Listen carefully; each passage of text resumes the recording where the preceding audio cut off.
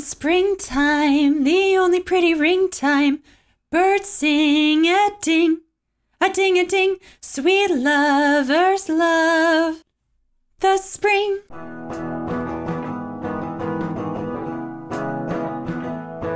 So now that we have springtime, I have some spring books to talk about with you from my list. And there are a couple books that are additional books that I hadn't talked about yet. I have my little crane to keep me company today that my pen pal made me years ago. This is my little microphone companion, the Warden. Anthony Trollope, such a good writer. I really enjoyed the lyricalness of his writing, but it's pretty much to the point as well. If you're new to this story like I was, this is about a man who is running a hospital, but it's not your typical hospital. It is a historical hospital. He takes care of 12 wards that live there. They're all like older people. And he lives with his daughter, Eleanor. His name is Septimus Harding, which is such an interesting name I've never heard of before. Have you heard that name? Septimus? It reminds me of septic tanks, and that really makes me feel badly. But that's what I thought of when I read it. There's this man named Mr. Bold. Now, Eleanor has a thing for Mr. Bold, very much so. And Mr. Bold has an issue with Mr. Harding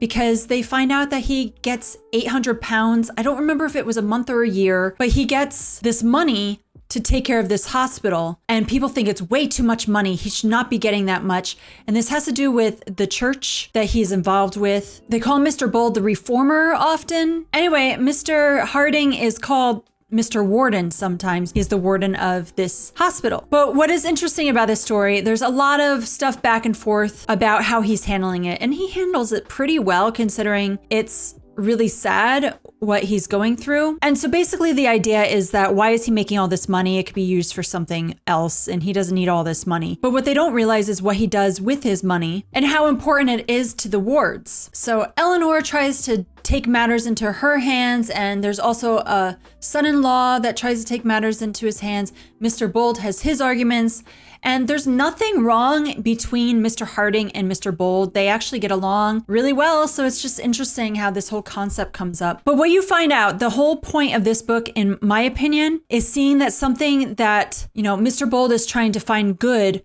to do with this money instead.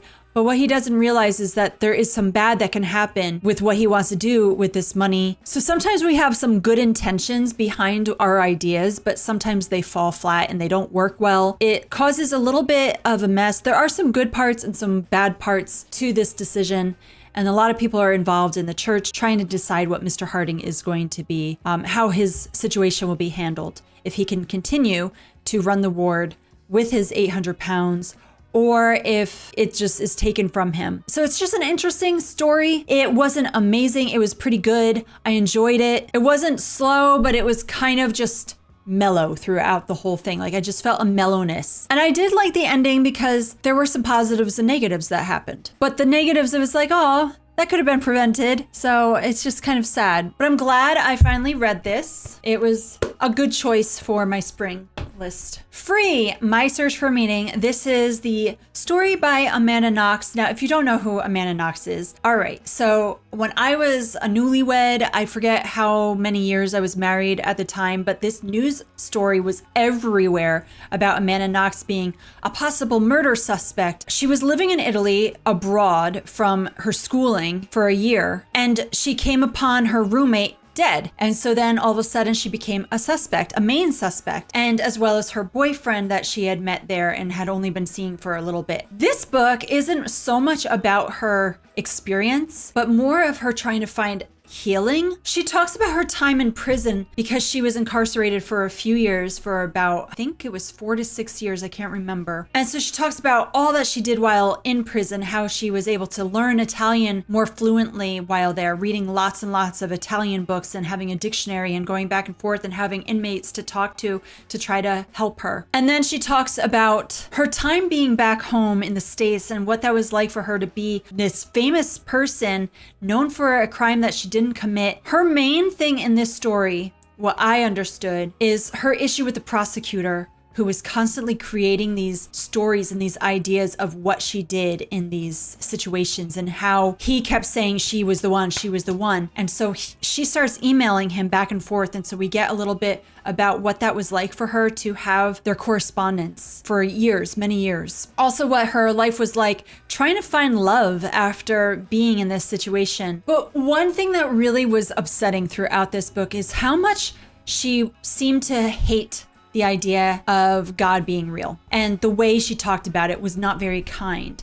And because she was in Italy, where a lot of people there are very much believers of God, and she felt like they were kind of using it and forcing it on her, she has a really bad taste about Christianity. But then she says certain things that she's like, I deserve grace from God who I don't believe in. Like literally that's what she said. And I'm like, but if you want grace from God, but you say you don't believe him, why do you need grace from God? And I'm thinking like, you have his grace. So anyway, it was frustrating to read a lot of her things because she would say like, whenever she would talk about God or religion, she'd be like, who I don't believe in. Like, yeah, we got it. For content in this, she does swear in this book. She uses the F word. It's not even a lot. It's just like, I feel like she didn't even swear until halfway through the book. And then when she did, it's like suddenly a lot in like one sentence. And I was like, oh, okay. She talks about some of the names that were said about her because of what people created this idea of what she did. They made this whole story that wasn't true to make it seem like she was some sexual deviant. So she was called lots of names. And so she talks about that. She does mention the case of Meredith Kircher, who was murdered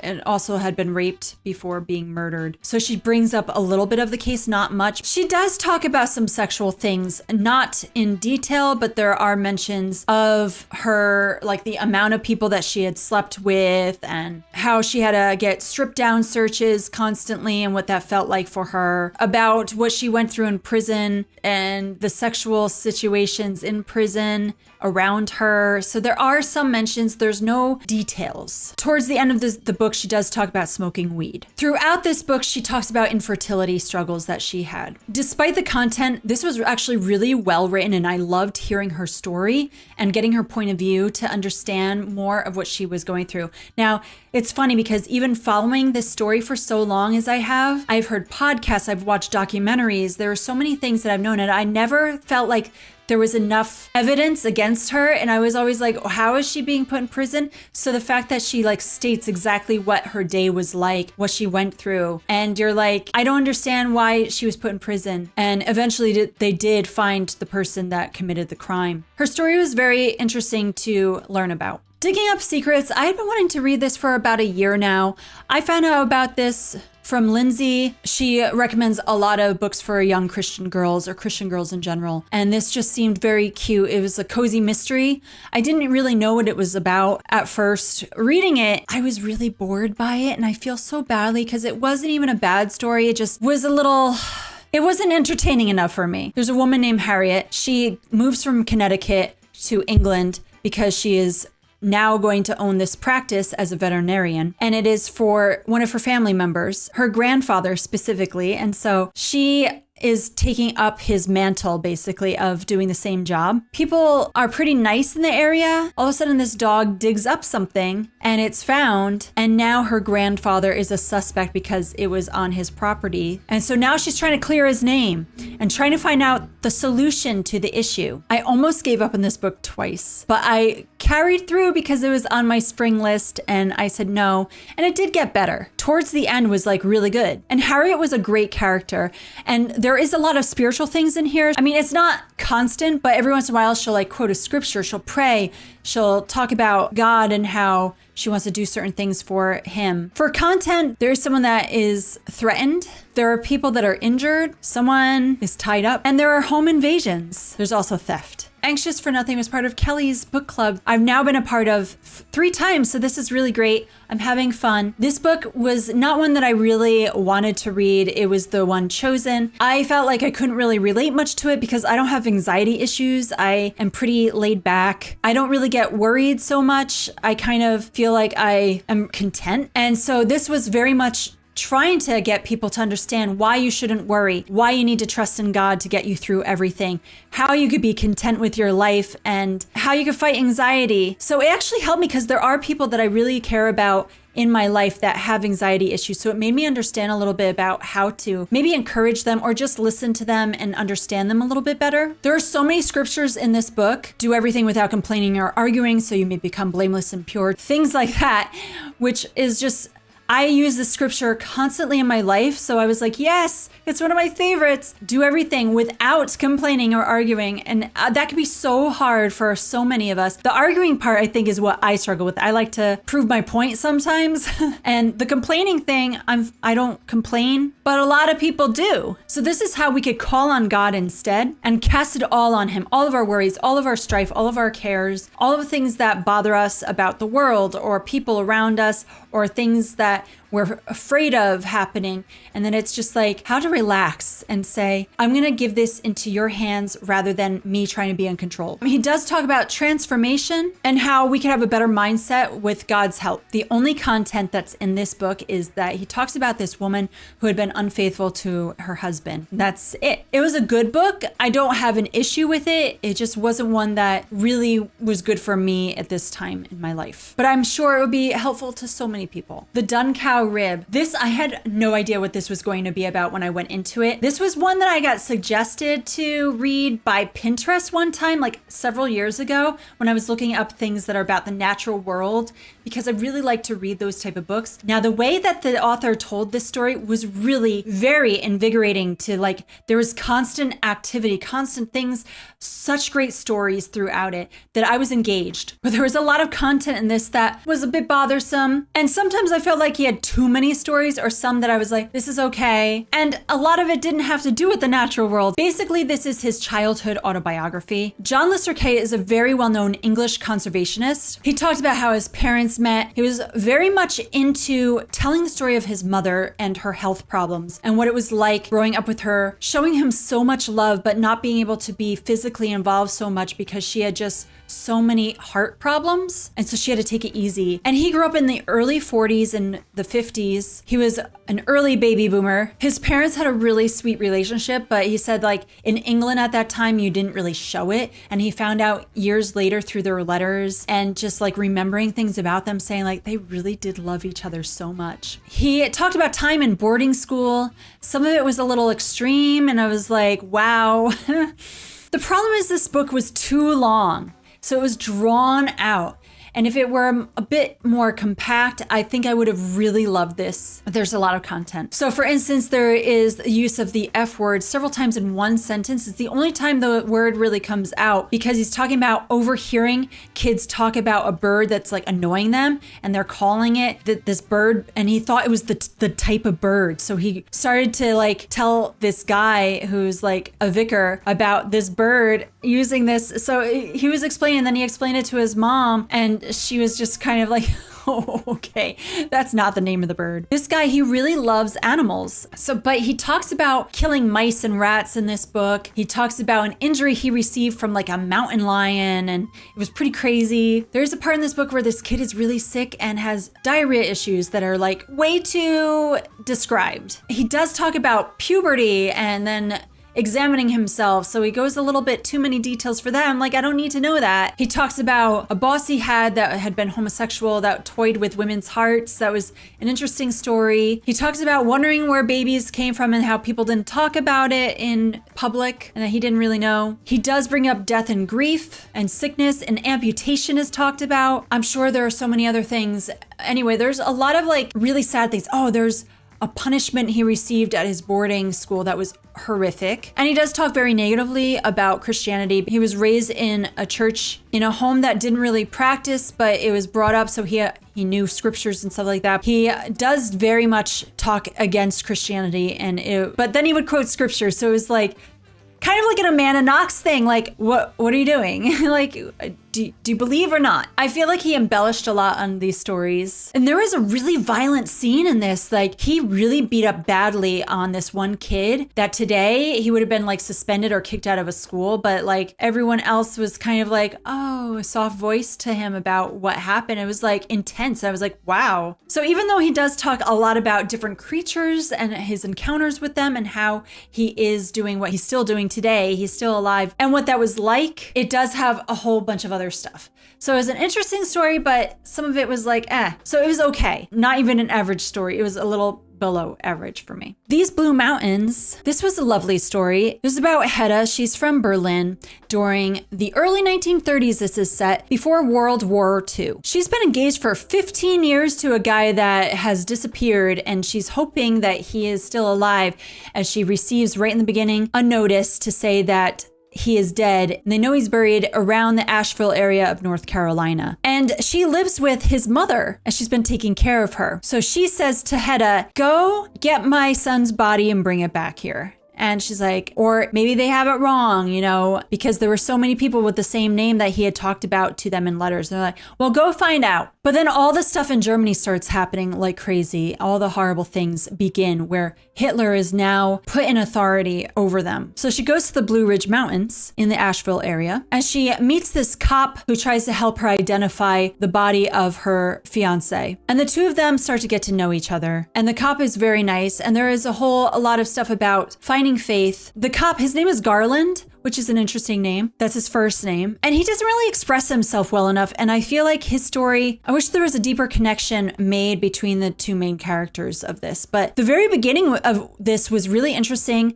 of trying to learn the history of the internment camp for those during World War I that her fiance had been put in. So that's what this is supposed to be about, the history that she learns about how the soldiers were treated, what her fiance would have gone through there, and then how to deal with the start of the war, considering the fact that she is on a visa and has to go back to Germany when war is breaking out. And America, obviously in 1933, was not a part of this yet. There are a lot of things that were unbelievable in this story, but for the most part, it was pretty good. I just think that there are all these, wow, this great thing happened, another great thing happened. There was nothing that really was shocking in this or bad. It was like all these great solutions. But I did like the history. For content, there is murder, there's mention of an affair, anti-Semitism talked about, there are people that disobey the law, and there is a teenager that runs away from home. What I didn't really like is that Hedda is the main character, and I really feel like I didn't get to know her. I don't know her backstory well enough. They barely even touched on her life. And as a main character, I need to like you and to get to know you better. And I didn't get that. I feel like she could have been a better character. Seeking Persephone, this was a really lovely book. It was humorous. It was fun. I enjoyed it. I did a read along with a group of women through Tay. I think it's so much fun. Like, I'm new to reading books with other people other than my husband. And to be able to bounce back ideas and to learn their perspectives and be like, yes, this is so interesting. That really helped me enjoy this story more. So Persephone, she's a young woman who is the eldest of a whole bunch of kids. Her mother had died, and she basically cared for the youngest kids and raised them as if she is the mother herself. And her father is pretty poor, but they are in a line that would be a little bit higher in society. So there's this man named Adam, and he has his own castle, and he's like really high up there in the line of royalty. I think, what was it, like he was like 14th in line or something? I don't really remember exactly. It was in the teens, but he's known to be a bit rough around the edges. He's a bit feared by people. You don't want to cross him. So he decides that if he wants to keep his family in this line, he's got to get married. And he's like, well, what kind of woman would actually marry me? Because there are other factors that he has that he is a little bit afraid of, a woman not really being able to enjoy about him. And he's like, well, I got to find a plain girl. We're just going to try to work this out. So he's like, all right, I'm going to marry this Persephone. Well, he doesn't know her name. He just tells this one guy that works for him to set this in motion, find this person and have him marry. So he meets her on their wedding day. And so this story is about their relationship, getting to know each other in the castle. And he also has a best friend that practically lives with them. And his mother also comes around here and there. So he has these two relationships, and we get to learn a little bit about what what those are like, as well as him forming this new relationship with his wife. It turns out I had a glitch where all of my sound went out, and now I have no idea what I said for the rest of this review. So I've got to try to go from where I left off and explain my thoughts about Seeking Persephone. And this is a few days after I recorded this. Because of the fact that her name is Persephone, throughout this book, I had found about the actual mythological story from the Greek gods and goddesses of Persephone and Hades, that they are compared to Adam and Persephone in this story from the Regency period. So we have Persephone. She really wants to make her marriage work. She wants to have a relationship. And Adam, he is like very reserved, where he's afraid to feel. And so we see his character develop over the time. And at first I had a hard time with him because of some of the things that he said as humor, and he just seemed a little harsh at times. And then you see him soften because of the kindness of his wife. And then it turned out to be where I really ended up liking him. And it's nice when you get that in books, where you see the character development right before your eyes, and then just the banter between them was really well done. And when they start to communicate a little bit more, I liked that, because I was a little worried. She was communicating more to his friend than to him. I was like, that's not a good thing at all. But I definitely enjoyed this book. It was very nice, and I felt like the way it was written kept me interested, and I wanted to know more and more of the story. I loved the slow burn that they had. Oh, it was very clean and very nice. For content, there's a little bit of violence. You know, this is set in a time where there are guns, there are swords, there are wounds that are described in this, there's death and there's grief, there are threats that are made, and there's even an attempt to kill someone. But I feel like some of the plot, it like shifted in places that I didn't think would go, and I'm like, where'd this come from all of a sudden? And then other times it was just like, oh, that makes sense. Moments where I was like, huh? And like, what? Okay, I'll go with that. It was just like random, you know? So, but altogether, this was a very nice story, and I had a lot of fun reading this with other people. For Gentle, this is written by a minimalist. I have read one of her other books, and what I really love about her is that she's been a minimalist as long as I have, back in 2006. So it's like 20 years of understanding it, and you don't really hear that many times, like before the term existed. She explains, which is something she explained in her other book, that she got MS, and that kind of changed her whole story, to put her life in perspective of what she needed to do, and how she was thinking so much about the changes in her physical health, and that put a change of understanding the stress in her life, the anxiety, and how the stuff she had around her caused that. So she talks about lots of different things, the effects that a phone, being addicted to phones, what that could do to you. There are things in every chapter. Let me like just give you a little bit of the contents. She has a whole part about rest, even things about breaking up with the news and what that looks like, and how that could affect you too if you read too much news or listen to the news or watch the news too much. She talks about bedtime and how the sleep situation in your life, that could cause problems too. And you need rest. You need the right amount of sleep. It's good for your health. She has a part about less. So that's where she talks a little bit about minimalism, not so much. This is where she talks about unplugging. She has a whole part about why she gave up alcohol if you have a situation where you drink. For me, I almost wanted to skip this chapter because I've never had alcohol, but I wanted to hear her story, so I read it. And she even talked about unsolicited advice and how, you know, sometimes people just give it to you, and she's like, I even give it to some people and I shouldn't.